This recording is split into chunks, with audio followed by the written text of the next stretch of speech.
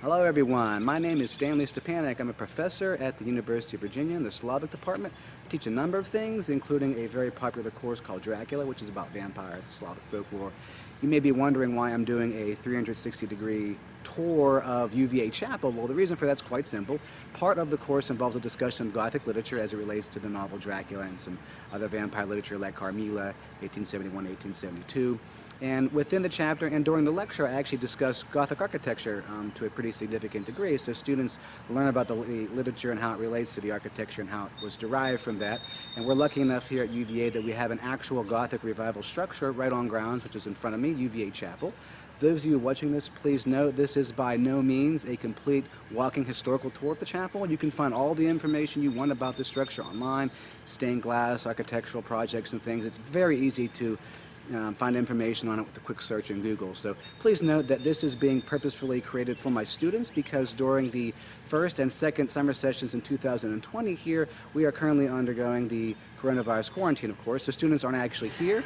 Normally I would run this tour in person and they have a special online project to complete that relates to it, but since we can't do that this year, I'm creating this special walking tour for them so they can remotely go through the chapel as though they were here and complete their project. So this is tailored specifically to them, but you will see most of the structures and things that are in the UVA chapel.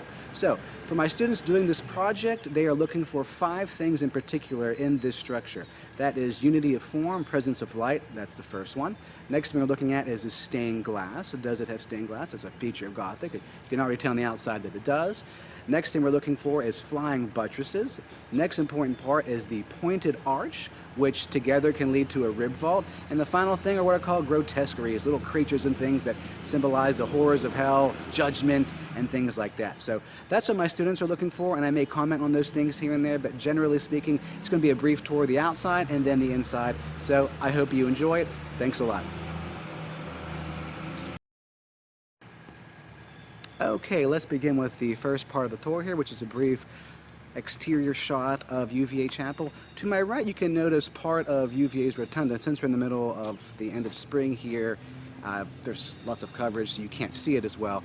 But the reason I mention that isn't just because I'm near it, it's because Jefferson did not originally have in his plans for the University of Virginia any religious structures. The reason for that is he wanted it to remain religiously neutral. Now, what happened was then when you get into the 19th century, you have the end of the Second Great Awakening leading into the Third Great Awakening, a big religious revival that was pretty much finished by the 1850s, 1870s. And during that time at UVA, there was a big discussion about whether or not UVA should have any sort of religious structure on grounds. The original designs for the UVA Chapel were finished by 1883, and you can see if you look at some of the structures to my left or the rotunda behind me, what you can see of it, that the UVA Chapel is in striking contrast to Jefferson's design. Jefferson's design is based on classic neoclassical architecture and ideas borrowed from Greece and Rome, and that's one of the reasons why they wanted to build this chapel, was that they thought that the designs of the rotunda and lawn were pagan, so to speak, and in typical church architecture, what you see usually is Gothic style for this type of building. So they decided to go with that. And originally this was planned to be part of the lawn.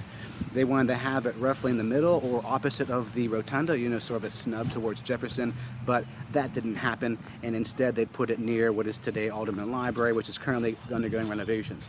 So the ramp here, of course, is not original.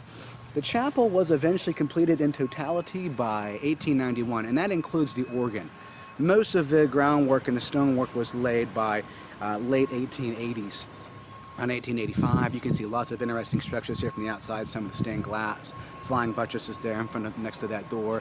You also have some nice grotesqueries up there, some gargoyles. So we come around the back here, there is a little bit less to see, but it gives you some sense of the space. It's not a large building, but it's clearly in Gothic style, Gothic revival style specifically. You can see lots of neat features on it as you go around here. I'm going to come around the side as best as I can because usually you don't walk in this way, and there's lots of tree coverage here from these holly trees.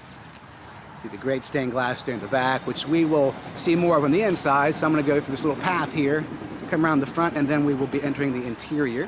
Now, thankfully, UVA Chapel has remained largely unchanged since its original completion. One of the only things that's faced was a small fire in 1910 that they quickly rebuilt from. So really, it's pretty much original.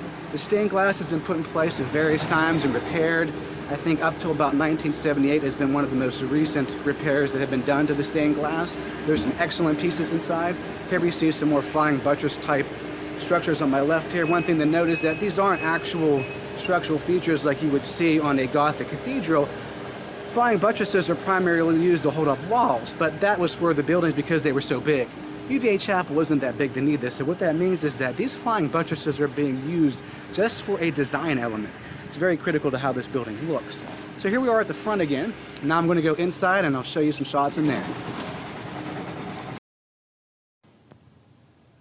Okay, so here we are inside of the UVA Chapel. You can already note some Gothic features here. We got pointed arches, we got stained glass. Now, these windows are much smaller than you'd see in a big cathedral. The pointed arches are primarily being used as a design element here. One thing you should note, though, other than that, is that there are lots of neat features in this chapel. You've got lots of neat plaques and things that are in memory of people. It's really a cool historical space. So I'm going to comment a little bit more about its history as I go down the middle here, and then I'll have some more close-up shots of various features in here. And don't forget, for my students, they're still looking for some things to finish their project. You can already note, for example, pointed arches here, very clear in the middle of the space here. So we just exited what you could call the vestibule, or the narthex, it would be called in a much bigger basilica-type plan cathedral. UVA Chapel is interesting in that we actually don't have that many historical photographs of it. The reason for this is primarily thought, the reason for this is that it didn't have any regular clergy that were here, so thus there were not really any records being kept of it. The only photographs you can find that are useful for that purpose are from weddings and things like that. There are still weddings held to this day. It's been used for various events. Myself, for example, some years ago I actually held a goth show here with sound and stuff that was pretty interesting. So UVA Chapel didn't have regular clergy in spite of why it was built. They would have different members of the local church community that would come in here. Even to this day, there are some local church groups that come here and have services. I know, for example, that the one Catholic church down the road, they were having services here while they were repairing and rebuilding their church in the past year. So there are services that sometimes happen here, but largely it's being used as an event space these days. Okay, so that being said, I'm now going to give a further view of the stained glass as we go around here. So that's the next part. Okay, everyone, for the final part of our tour, I am going to show you some of the stained glass. I actually filmed this earlier in the day. This is why I don't have my jacket on now, because it's warmer and it's later in the day.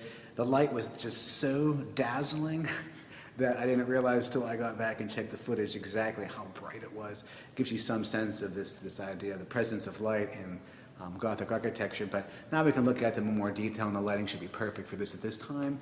So again, for my students, they're looking at some of the symbols, they're trying to decipher what it might mean, seeing some of the names and things on here if it's part of the project, but I want to give everyone a sense of what these are like. I'll stay back a little bit so you can see them, but this one here is one of the more recent ones. You can see in the bottom there, Volumnia Staples Davis, 1949, so that would be her date of death, and that's when it's put in. So, the cool one there. This one over here. So lots of religious imagery, but this stained glass is just absolutely beautiful. Another thing I should point out too that I really love about this church are those faces of those angels up there. This is a good example of a grotesque. In this case, not for this torments of hell, but giving you some sense of why you're here.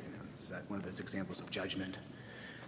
Now, this here is probably my favorite piece. I want to look at the bottom ones here first, a little closer, just to show you what they say. You can obviously see 10 Commandments on the left there. This one on the right, for example, John Stage Davis, M.A.M.D., the beloved physician. Let's see, erected by his students and friends. And he was a professor of anatomy here at University of Virginia, 1845, 1885. And this is cool here. So, there's lots of these. There's so many historical details in this building. This is a neat tablet that was erected by the comrades of Archer Christian, a student of this university who at the age of 18 years, from injuries received in the football field, died. And so it must have been pretty well liked to have that tablet put there for him. Now, my favorite piece of stained glass in this entire chapel is the one right up there. It's absolutely stunning. So when people look at that, they often say, "Oh my God, who is that?" Because it's clearly like it looks unique in comparison to other ones that have clear religious symbols on them. I mean, there's obviously a cross on there. When people see that, they often wonder, what is that? So it says on the bottom there, in memory of Eugenie Moore Faulkner. 1881, 1906. That was actually the wife of William Faulkner. And when people hear that, they think, oh my God, like the author. It was actually a different William Faulkner who taught here, and they had been married just a short time. There's very scant information about her online that I could find. And what's really cool about this piece is, first off, it was made by Tiffany & Company, which makes it extremely valuable. But also, the face you see there is actually Eugenie Moore Faulkner. So when Tiffany & Company created that, they actually used her real photograph and put it into the glass. So you're seeing her actual likeness in there. And to my knowledge, that is the only surviving image we have of her. So that makes that piece very valuable in different ways, right? Just for who created it and also what it represents. Another one here in memory of James Lawrence Cabell, very well-known name here at UVA. We have Cabell Hall, of course, beloved physician. He died August 1889. Of course, we got Christ there. It's a beautiful piece, huge. And that one really exemplifies Gothic in terms of the pointed arches you can see repeated all over the place here for that unity. And the height is just a lot more Gothic than some of these. And some more over here we'll look at briefly. Some Latin down there. I'm not going to pretend I can read that. Now, the sun's coming from that side. When I did this earlier, it was coming from everywhere, and it was almost impossible to see any of the imagery here. So those are some cool pieces here. Let's go to the final two, though, just to show you what they're like. The ones above me there are beautiful, a little more abstract. You have that classic pointed arch there and taller Gothic windows. Another one there, memory of Mary Stuart Harrison Smith, 1917. And this is the most recent one here. Loving memory of Lou Springle Roseberry. Devoted hospital staff, nurse, and supervisor, 1948, 1978. To give you some sense of how new this is, but it's cool because it's in an older medieval style that really fits more with the time period. But being the most recent one here, you can tell its brightness. So that is the stained glass inside the UVA chapel. I hope you enjoyed this tour. Again, it's by no means a complete history and complete tour of the chapel. There are some smaller spaces I haven't showed you, but for my students and for those of you who have never been here, it's a great video to check out. And I hope whenever quarantine is lifted, you come here and check it out sometimes. They are actually planning to do some really substantial renovations to it in the coming few years here. So it will look a little different from what it is today, but most of the original structure has remained. So thanks again. Hopefully I'll see you soon, maybe at UVA.